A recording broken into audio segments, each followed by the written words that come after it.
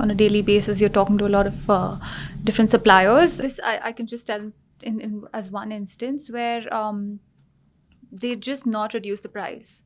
However, how much ever I, like negotiate, try bringing it down, they just wouldn't. And then I'd have to give the phone to my husband and be like, you know what? Please help me out. And Oh, they'd wow. actually bring the price down. You can only ask a girl how difficult it is with her tailor because she tell you they don't give on time. It's always delayed. It's always so.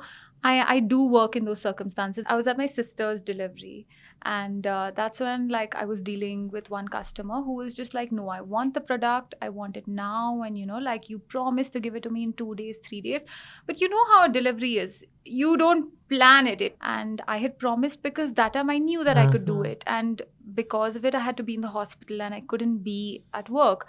So she was very arrogant, and I just told my husband that, you know what, I don't know what to do with this. And he usually handles the tough bit because he's more experienced, like in business. So, 3, 2, 1, Go confidently in the direction of your dreams. Live the life you have imagined. And the only way to be truly satisfied is to do what you believe is great work. Courage is not doing things in the absence of fear. Courage is doing things despite the fear.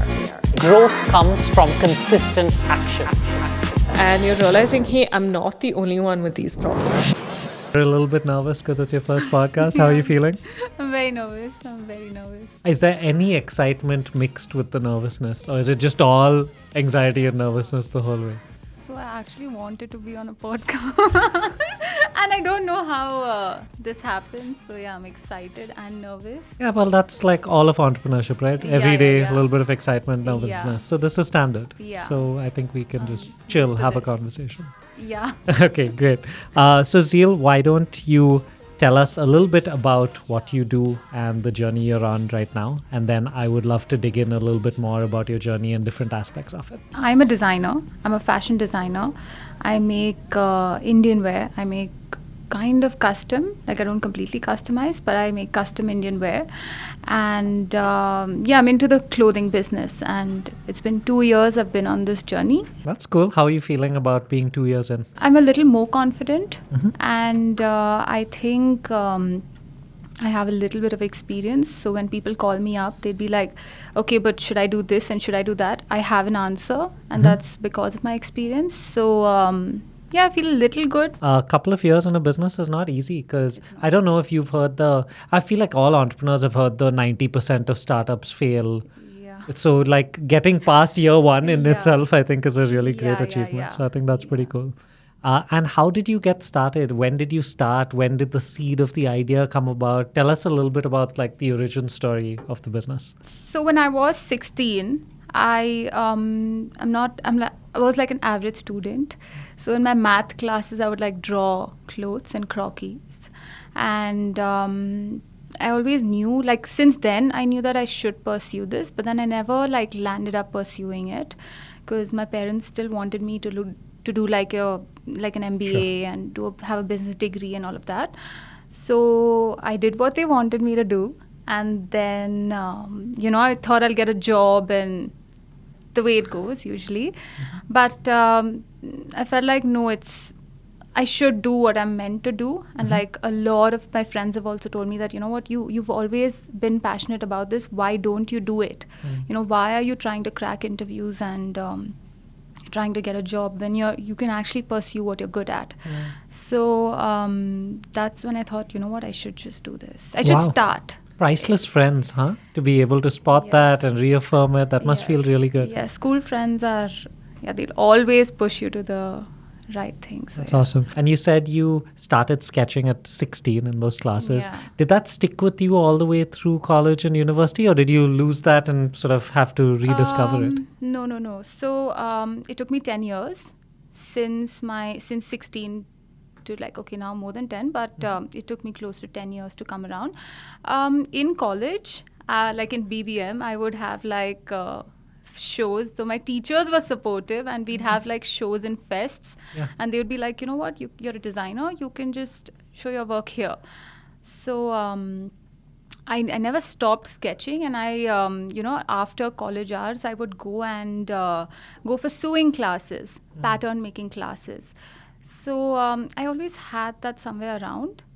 So yeah, I never lost touch as Where such. did you do your MBA and what your parents wanted? I did it from Cardiff University. And how was the experience of going? Was that the first time living abroad for a period of time? So tell us a little bit about that. What was that experience like? It was priceless. I think everyone should go and study or, do something on their own. Be a little independent, away from your nest. I think that's when you'll really experience life, make your own friends, and, get out of your comfort zone. But I think it's for the best. Yeah, So I mean, I everyone couldn't should do it. agree anymore. Yeah. So I had the fortune of going for university as well, working Okay. abroad for a bit. And Okay. I think the exposure, the experience is just, it's game-changing, mind-changing. Yeah, It really opens you up to different possibilities. So that's awesome. And did you find it hard to get through your MBA? And I don't mean like as a student, but I mean when you know that this is the path you're on, not specifically because it's your chosen path, and you're passionate about something else. Did you have to like struggle to get through the MBA, or did you end up embracing it? What was that like? Yeah, because I'm an average student, I would cry, I have to do statistics, I'm doing this, I'm doing that. And no, I always knew that I want to do fashion and business. Okay. Somewhere I knew everything would come around, and there's a reason why I'm doing what I'm doing. So I'm not like the real artist designer. I'm more of a, I want to know what the customer wants. I need to know those business aspects, which make it's a whole thing.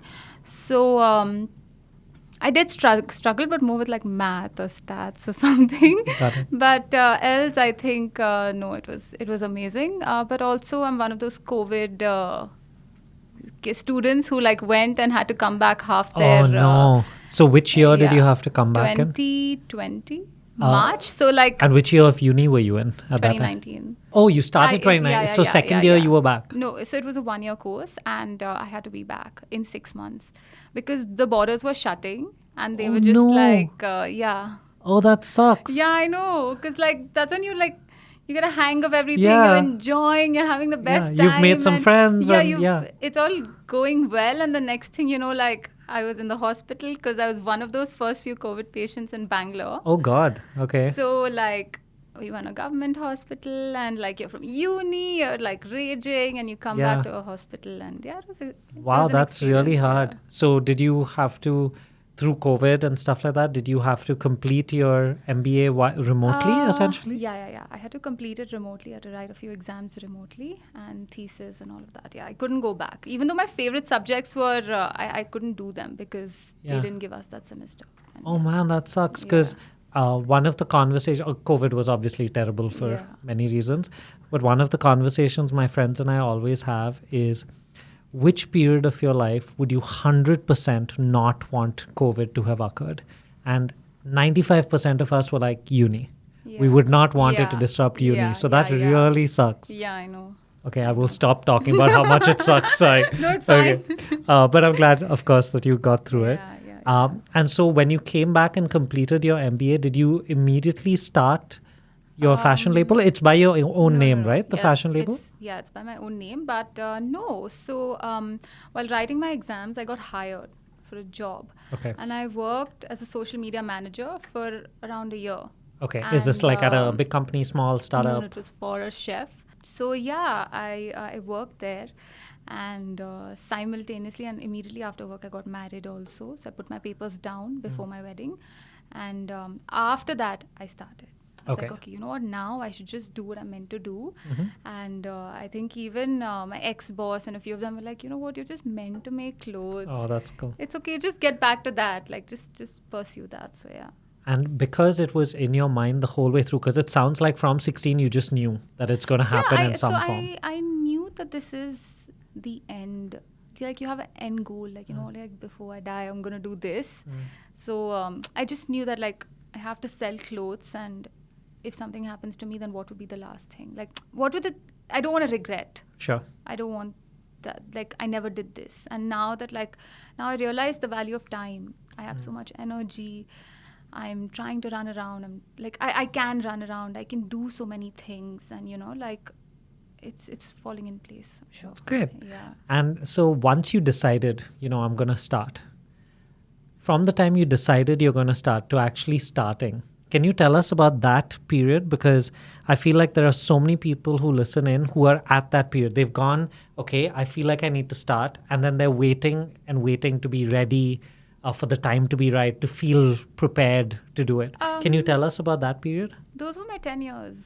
Okay. Those were my 10 years from 16 to whenever. It took me good 10, 11 years. So those were my 10 years to the right time, right place, right this. But I got married and I realized I just want to start. I don't want to. Everyone was like, no, you're getting married. You'll take time to adjust. Take 6 months off. Take 1 year off in your life. Just chill. I'm like, no, I can't do that. I'm I just started. And the minute I started, I needed a few months to make a collection, work on everything. So it's funny because my first exhibition and the first time I was like, okay, I need to network. I'm a solopreneur, so I need to talk to a few more people because it's very challenging. And that's when I was going to do my first exhibition. And before my first exhibition, like one day before that, was when I met you. All right. That's when I got a little more direction, when I spoke to you. And, I think I personally came to you and told you also that, I'm starting. And, would you mentor me or something like that? And then, that's where I got more direction. Okay, that's great. I'm so glad. Yeah, and thanks. It was, so it was just when it was starting out. Yeah. I have a question though. So as a designer and you decided to start, what is literally, once you decide to start, what's the first 3-4 things you do? Because I'm guessing you're thinking about 8,000 things that you need to do to get started. So what did you decide to start with? What are the first 3-4 things you did when you were like, I'm starting? Logo, branding. I took my wedding logo, edited a little, used Beautiful. I love that. So I get lucky because my husband's name starts with an S. My surname has an S. So I was just like, you know what? Why am I going to break my head? I'm just going to try and do it this way. And I had a lot of things. I didn't know marketing, sales, XYZ accounts, finances, a lot actually. But because I met you, in the initial days, you just said one thing. You're like, you know what, Zeel, just focus on sales. And that stuck on to me. It's been 2 years, but I still remember what you told me very clearly. And so I focused on sales. Which is 100% the right thing to do because sales cures all, right? Yeah. 100%. So, nice. And that's why last year I was exhibition and this. And I was really hustling last year. And this year also, but I've kind of slowed it down. I'm putting more thought, okay. Yeah. So, but I'm still okay, all about sales, but still now I'm trying to structure it a bit. Yeah, makes sense. Yeah. I've always said that you need to earn the right to solve the next problem. So the first problem is sales. And then once you solve that a little bit and there are other problems, you've earned the right to say, okay, now let's focus on the other one. But you can't. I've met so many entrepreneurs who are the problem is that they're so intelligent. So they're thinking 800 steps ahead. But so they've outthought the problem, they've noted down, they know everything that they're going to do, but they've not solved step 1, which requires things like hustle, which is hard to outthink, right? You've got to do stuff. But it's great that you've been doing it for 2 years. So I want you to brag about yourself for a bit. So over the last couple of years, what are 1 or 2 achievements you're really proud of, that you're excited about, that you've managed to do as an entrepreneur? Firstly, the number of sales. Great. So I did come close to my target last year.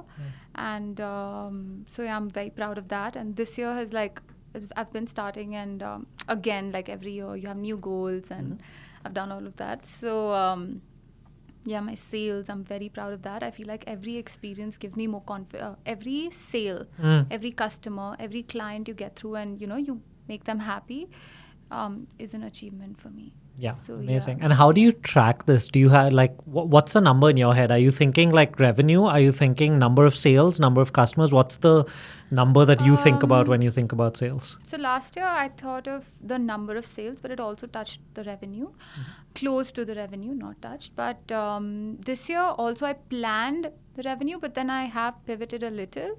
So for me now again it's back to the number of clients and the number of Customers and sales. stuff. Yeah. So yeah, it's the number of people I'm dealing with. Got it. Do you find that your business school experience helps you now? So in what way has it helped you? And is there any way in which your business school education you feel is actually hindering your progress? Is there anything like that? So I loved research in business school, and I remember putting in a lot of hours for all my assignments, and you do that and you do well, and that's when you get a little more confidence. So I think it has helped me because my work again requires a lot of research, a lot of studying, and so I think it has helped me. Not a lot, because I still feel experience is the best. You have to get on field, you have to do it. Yeah. To Get your hands really, dirty, right? Yeah. You have to. Yeah. So you said that sales is something you're proud of. I also had, like with all businesses now, you look up on Instagram. So I see amazing things happening on Instagram. It looks like beautiful products and stuff like that. So what has that journey looked like for you, trying to build Instagram, grow Instagram? Is that something you're obsessing about every day and you need to, or how are you solving that problem? So that's tough for me because I want something aesthetically, and it doesn't always turn out to be that way. So Instagram has been very tough. I've been told to also like come on camera and make reels and show your products, and no, when I'm sitting with a karigar, I'm making something, I'm spending the whole day, I'm trying to sell something, coming in front of the camera, it's very difficult to do a lot of things. So no, Instagram has kind of been a miss, I think, as of now. Okay. But I want to grow it, and I know a few people who can help me grow it. Sure. So I'm coming around it. Okay, Yeah, got it. Well, I think, whatever you're doing so far, the Instagram looks amazing. You get a real clear design identity comes through, not just of your brand, but the type of products you have. I was also pleasantly surprised because a few of the people I know and are You friends. know So them. so it was pretty cool Yeah. to see them wearing your products. Yeah. So now that we've talked about, a couple, that sales is going well, what is the challenge on top of your mind right now, the one that's in the back of your mind or keeps you up at night? You feel like you're just not able to sort of crack it. And though I don't promise it'll get cracked in this magical conversation.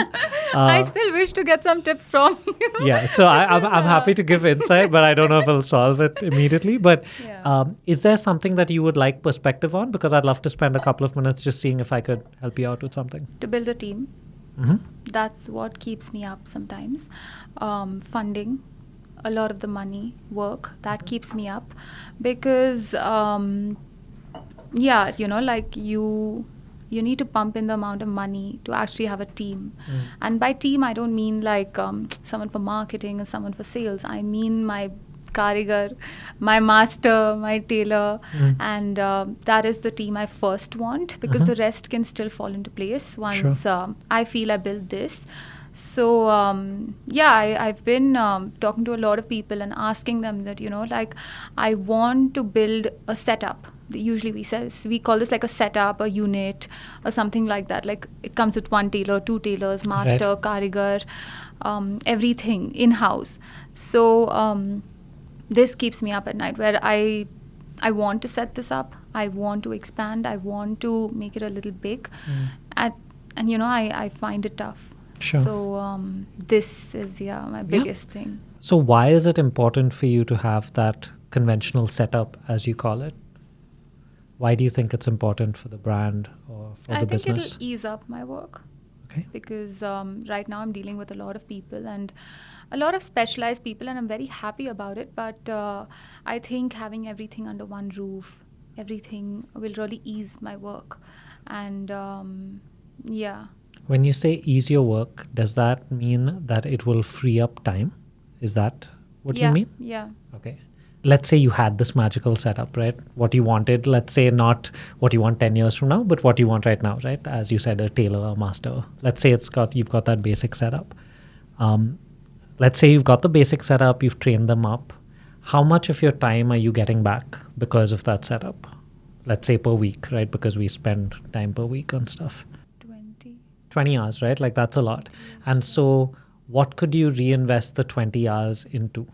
Strategy, marketing, your shoots, there's so much that goes into it, because today I feel like the market is so competitive. Everyone's giving their best. Everyone has the best, the best photography, best makeup, best clothes. Everyone's putting their best foot forward. Sure. So, it gives me more time to put my brains into that.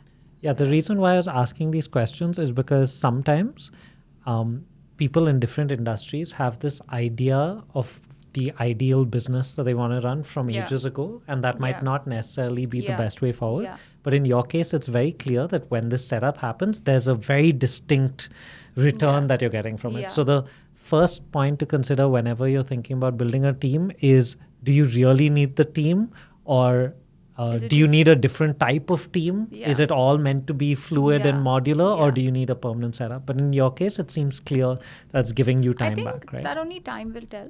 Because I've heard a lot of people who come to me and tell me that, you know what, we have this team, but then now sometimes tailors leave, they taken off, and they taken off for like a month and more.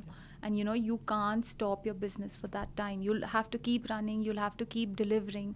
And customers won't they won't be like, okay, Tailor's off. Tailor's gone. I'll what postpone should the we wedding. do? Sure.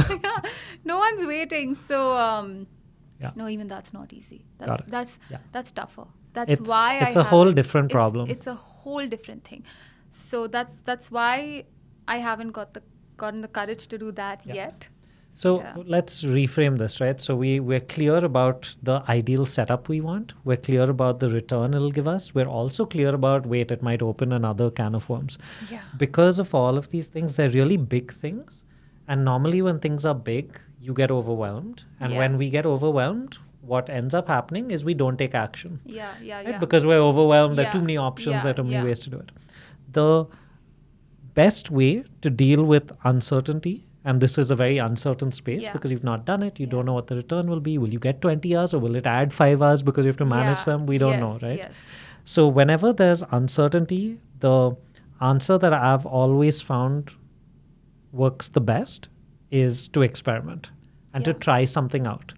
And the way to think about it is, or the question to ask yourself, and maybe you could ask it right now and think about the answer, is, in the area of building a team, what is the tiniest experiment that you can run tomorrow to get started on this journey? So let's take it away from get your 3 team members, Karigar, Taylor, etc. What's the tiniest version of trying this out? I've done what that. Would you?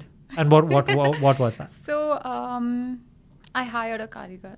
Okay. And I set, in my dad's office, I got a little space. I set it up for him. I got all the equipments you need and everything.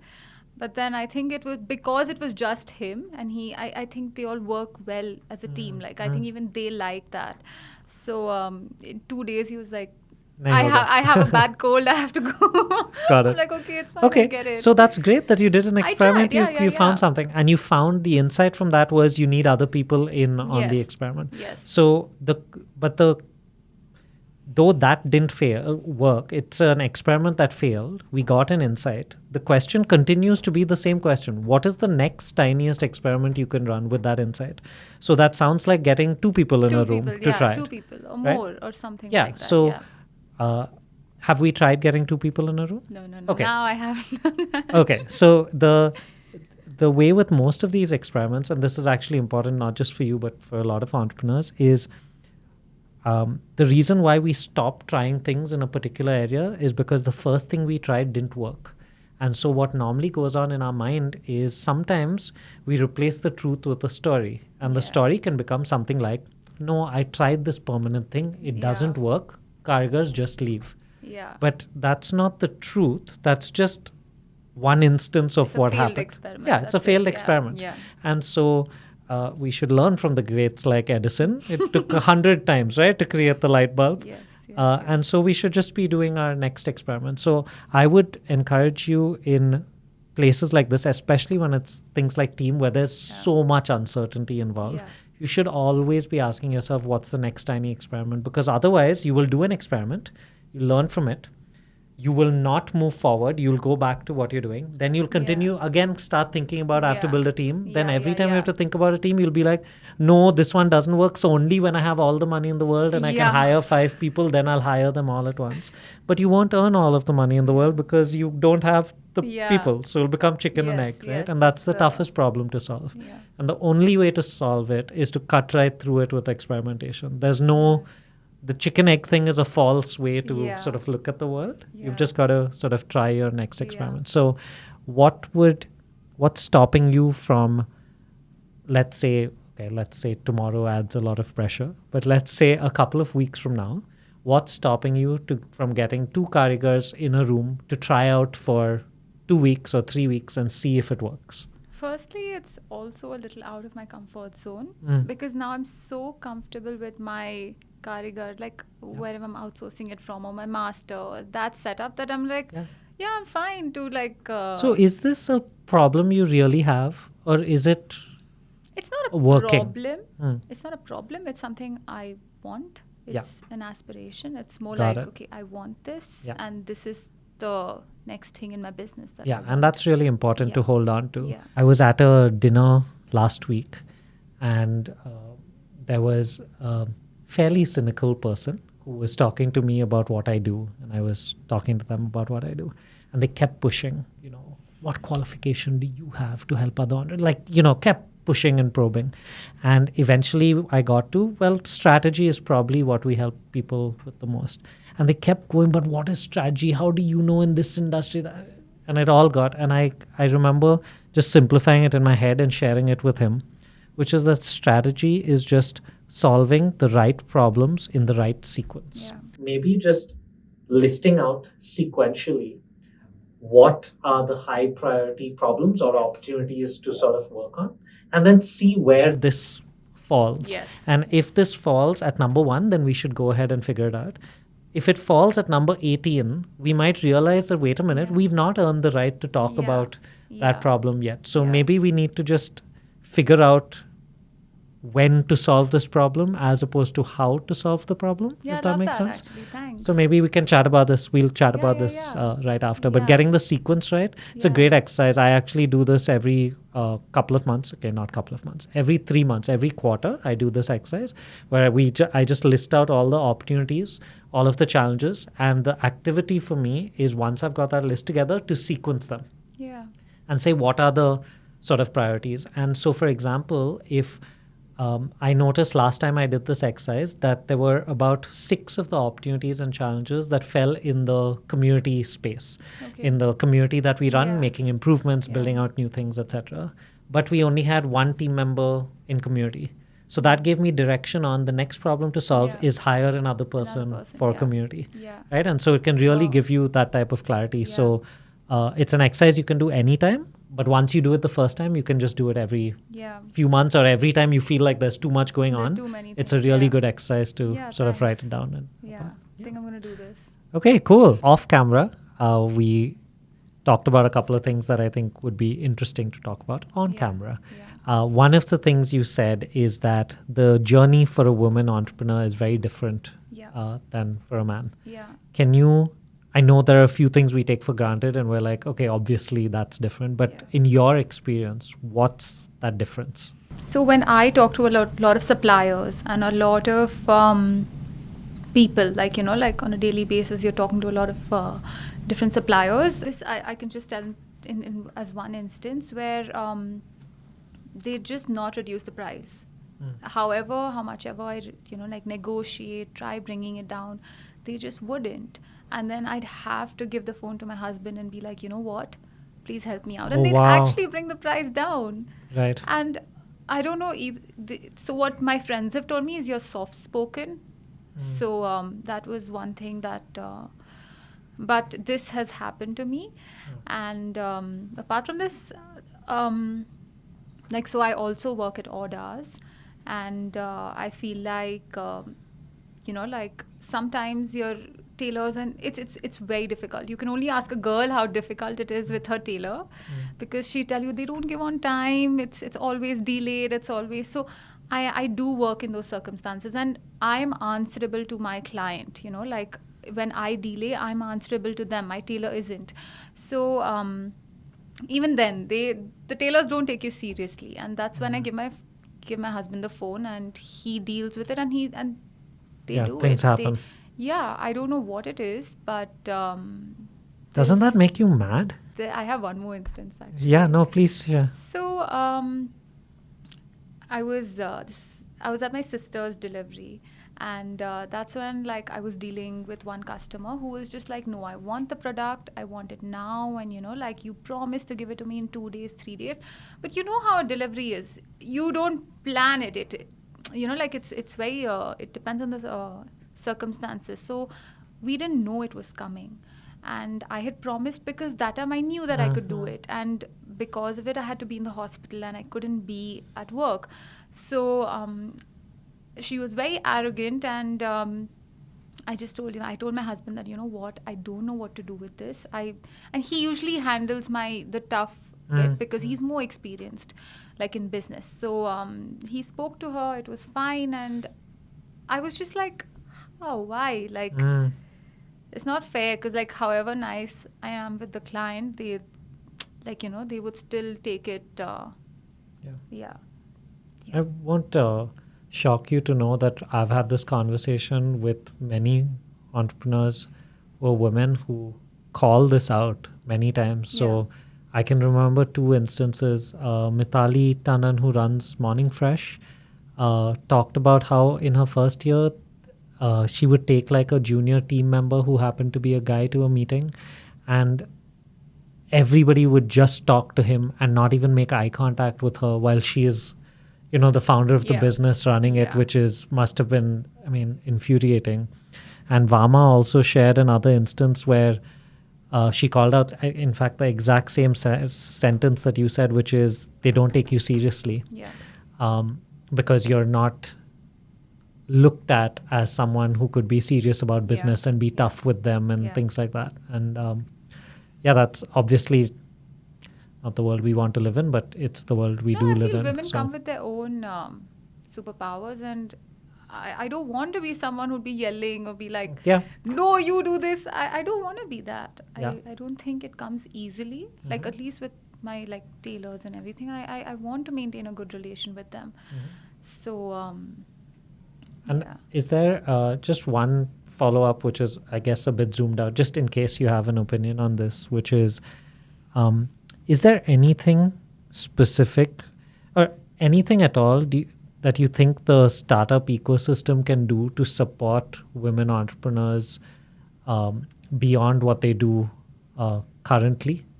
Is there anything specific that would help? Yeah, help us expand, help us build, because men, or I don't want to generalize, but sometimes, like at least my husband, they're very confident. They're very confident. Like they can openly be like, yeah, make this unit, do it. But you still be like, no, okay, yeah. I have to think about the money. I have to think about my availability. I have to think about how can I manage everything. So, like I always tell, I wish I had like a male co-founder who could like help me expand, and so I feel like help us expand, build the business, again, navigate everything. So these are the few things. Cool. Thank you so much for sharing that. Because I know it can be viewed differently and stuff, but I think it takes courage to share it. And the more people that share it, the more likely people are going to understand, oh, wait, it's not just happening to me. And then hopefully there's some action that can be taken. We're always here to support in any way in which we can, of course, as much as possible. But thank you so much again for sharing that. Yeah, thank you. Okay, we've talked about an awful lot of stuff. I thought we could mix it up with a few fun questions. So we have a little segment we call Jaldi with Jigsaw. Yes. I'll ask you a question, you answer. You ask me a question, I'll answer. But we can't be like same question. Like that's not allowed. No, I knew a question which I didn't have an answer to, so I can ask you that. Okay. okay, Okay. that's Yeah. the Cool. one So you can question. start there. You can start with absolutely anything. Okay. Are the rules clear? We'll do like 5-6 questions each, and as soon as both Each? of us run out of these questions, we'll be like, "Oh, perfect. That's when we No, I intended think to I'm stop." gonna run out of them because I just have like one or two or one Okay, in my that's head. that's fine. Don't worry. I will try and remember like 6, 7, and ask you. Okay. Are you ready with for Jaldi with Jigsaw? Yeah. Okay, cool. My number one question is, what is the best part of being your own boss? The income. Yeah, I haven't seen like my potential, so yeah, I think that the money and time, flexibility with time. Yeah, those are two pretty important Yeah. things, money Yeah. and time, right? Amazing. Cool. Okay, Yeah. you should. Which is the most bizarre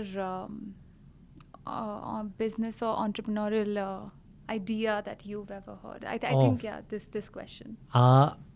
I don't know if this is going to make it to the idea segment, but I can tell you about the most bizarre interaction with an entrepreneur that kind of fit, which is this was about 4 years ago.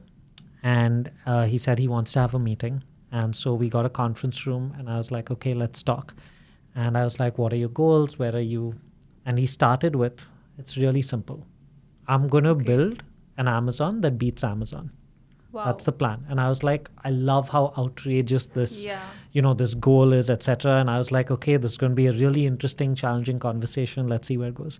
And then we got to talking. And eventually he told me that he's been running it for the last 4 years. Okay. And it unfortunately hadn't done well at all.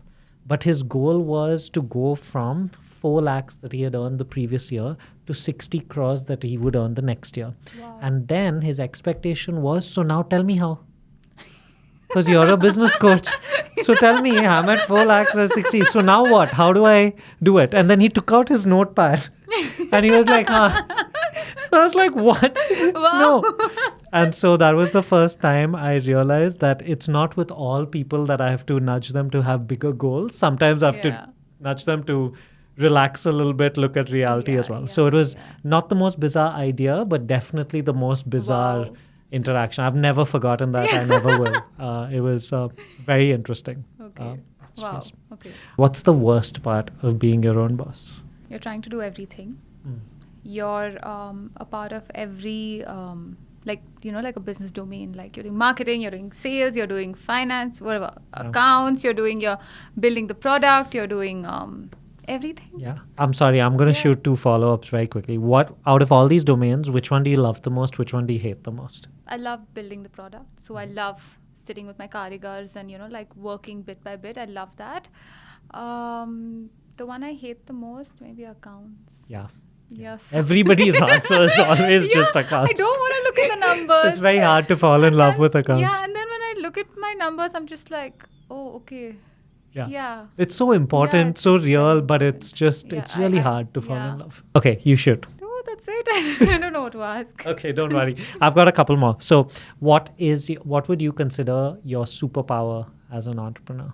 What do you think you're great at? I really empathize with my customer. Like, I really want to help them. Yeah. So, like, even if it has to, like, change the color of my print and, so that's when you talk to the designer and everything. I really empathize with them and I try to give my best. So I think that's the empathy and, the human touch to a business is what I It's feel absolutely a superpower. It's we do a lot of design thinking, right? And the first phase is empathy. And so without empathizing, none of the other stuff matters. So I think it is a really, really huge superpower. Yeah. Okay, next question. Let's say tomorrow you are being joined by a co-founder. Okay, let's just say it's happening. Okay, so it's happening. Somebody is joining you as a partner, as a co-founder. Give me the ideal co-founder. Give me 1 or 2 aspects of them. So I've been watching a lot of Emma Grede videos. Okay. And I think she's one of the co-founders of Skims and Safely, I think, one of the few brands. And I think her as a co-founder would be like, okay, And why her? What specifically about her would you like to get on her board? strategy, her business acumen, all of that. I think I need that. Got it. Yeah. Who is your biggest cheerleader? My mom. Yeah. She's my biggest cheerleader. And what was the latest way in which she cheer-led or supported you at something? So I recently told her, this is very tough because my line is very saturated right now, in my opinion. So I was like, Mom, do you think I should really continue with this? And like, I can just do something else or something. She's like, don't. So she really pushed me, and she's like, you know what? Don't leave it. You're doing it, so continue doing it. And you never know, you will see success in a few years or yeah. So I think this was the most recent thing, and yeah. Yeah, that's so sweet and also so important. Right? Getting Yeah, that I input. feel like you always need those set of people. I feel like your friends and family play a very, very important role. And without them, I don't think it's easy. You need that support, your team, your 100%. personal team. This is something I always talk about, that I'm so privileged, and it makes life so much easier when your family and friends support your decisions with this type of risk. Yeah. Okay, final Jaldi or Jigsaw question. So let's imagine that you are back at day 0. You're just about to start. Okay, so right after this conversation, you're just about to start. What is one piece of advice you give that Zeel on day 1 while starting out? Focus on quality. So I wish someone told me at day 0 that, you know what, Zeel, the quality of fabrics you use, try to use better quality. And I didn't know. So I think that's what I would tell to my day 0 self, that, you know what, focus on quality, and the rest will come around. Got it. Yeah. And what's the one piece of advice you would give yourself right now for the 12 months ahead? I don't have any advice as such. Just keep moving. If I did, I would have already done it. Got it. So be at it. Yeah, got it. Well, Keep thank you very delivering. much for the quick answers. Yeah. I have a couple more questions I just wanted your input on. I know you mentioned at the beginning of the conversation when we sort of first met, but I'm curious, with Jigsaw, it's not us talking every day. Yeah. Right? That's not what Jigsaw is. So why did you decide to join Jigsaw? Why was it important for you to have a community around you? I needed I needed a structure, I needed help, I needed guidance, and a kind of map, like, help me out. I'm going to do this, I want to do this, and I need help, and I need help from the best. So that's why I thought, maybe these people can guide me, build a little bit of a map, and, show me how my week should look like, or, push me a little ahead. So to improve every day, like a little. So that's why I joined Jigsaw. And community is because it gets very lonely being an entrepreneur. The thing is, I'm okay with doing things on my own, because I've always been like that introvert who's like okay to do things on her own.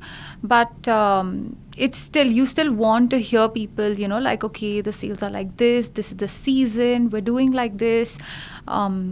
That kind of community, and I think that's where I really knew that I needed something like Jigsaw. I was checking in on your profile and realized that you joined us on Jan 3rd, so I'm sure it was part of the new year, new me let's get going. So over the last 4-5 months, what has been your top takeaway so far from the community? Out of everything happening at Jigsaw, what's the one takeaway that We sits did with this you? goals session in the beginning or somewhere in Jan or Feb. And I think I've written everything down, the revenue, the sales, this, that. So I think that was one of my favorite and one of my takeaways. And I'm always pinging one of y'all. I'm just like, okay, now I need help with this. I think Ayush helped me with some contact, and I'm again and again, okay, I need this, I need that, and I'm putting things on the platform. So Okay, perfect. I'm glad that's working out. Thanks. What can we expect from you and your label over the next 12 months? What do we have to look forward to? Like I mentioned to you personally before, that I have pivoted my business a little. Actually, not little, like maybe 90. But I am making shirts, and something very easy, breezy, like, a very relaxed lifestyle-based brand. So I think that's something new that I haven't launched at all. Is this for men and women? No, only women. Okay. I was excited for a second. I do only women. So I think this is what I'm going to work on. And in terms of my other brand, I'm making more I'm trying to cater to different age groups, because before I was catering to maybe like a certain age group, but now I want to expand, and I want everyone. I want not something for everyone, but I want to expand a bit. So I've also made that type of clothing for my Indian wear label. So I'm excited for that. I've already got good feedback from friends and family. So yeah. Great. And where, if listeners wanted to stay in touch with your journey, where should they follow you? Just follow me on Instagram, Zeel Shah official. That's for my and Zeel Shah shirts. So I have 2 pages, and they can follow me. Just my WhatsApp is there. Like I have a link on my page. They can always ping me and always get in touch. Well, that's really exciting. Yeah. Best of luck over the next you. 12 months Thank you with so everything much. you've set out as your goals. And I hope sales keep happening and the team keeps happening. And I'm sure we'll get there. Yes. But congratulations on going through the journey over the last couple of years. It's not easy. And hopefully you go from strength to strength, and we'll be here to cheer you on and support you. Thank you so much. So I hope you enjoyed this podcast. We're Jigsaw Thinking, home of the self-starters. If you're interested in being your own boss, head to jigsawthinking.com or drop us a DM at Jigsaw Thinking on Instagram.